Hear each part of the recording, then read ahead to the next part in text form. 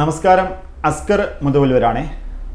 അടുത്ത മാസം നമ്മുടെ 10ാം ക്ലാസ്സിൻ്റെയും പ്ലസ് ടുവിൻ്റെയൊക്കെ റിസൾട്ട് വരുമ്പോൾ സ്വാഭാവികമായിട്ടും നമ്മുടെ നാട്ടിലെ സംഘടന അല്ലെങ്കിൽ സ്ഥാപനങ്ങൾ അല്ലെങ്കിൽ രാഷ്ട്രീയ പാർട്ടികൾ 10ാം ക്ലാസ്സിൽ 10 A+ വാങ്ങിയ, പ്ലസ് ടുവിൽ 6 A+ വാങ്ങിയ കുട്ടികളെ വിളിച്ച് അനുമോദിക്കും, ഒരു ചടങ്ങ് നടത്തും.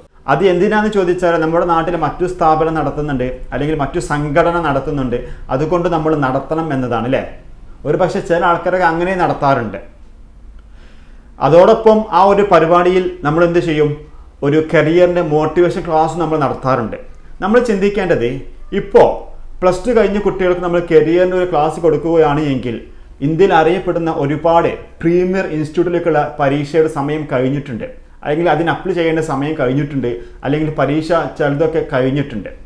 സത്യത്തിൽ ഇവിടെ യാതൊരു ഉപകാരവുമില്ല. അതുകൊണ്ട് നമ്മൾ എപ്പോഴും ചിന്തിക്കേണ്ടത്, നമ്മൾ നടത്തുന്ന പരിപാടിക്ക് വേണ്ടിയിട്ടാണോ അതോ ലക്ഷ്യത്തിന് വേണ്ടിയിട്ടാണോ എന്നതാണ്. ഇപ്പം 10ാം ക്ലാസ്സിലെ കുട്ടികൾക്ക് ഒരു കരിയറിൻ്റെ ക്ലാസ് കൊടുക്കുകയാണെങ്കിൽ ആ കുട്ടികൾക്ക് അത് ആപ്റ്റാണ്. കാരണം ആ കുട്ടികൾക്ക് നല്ല സ്ഥാപനത്തെ പറ്റി മനസ്സിലാക്കുകയും അങ്ങോട്ടുള്ള പരീക്ഷയെ പറ്റി മനസ്സിലാക്കുകയും അവർക്ക് അതിനു വേണ്ടി പ്രിപ്പറേഷൻ ചെയ്യാൻ അവർക്ക് സാധിക്കുകയും ചെയ്യും. അങ്ങനെ അവർക്ക് അവിടെ എത്തിച്ചേരാൻ സാധിക്കുകയും ചെയ്യും.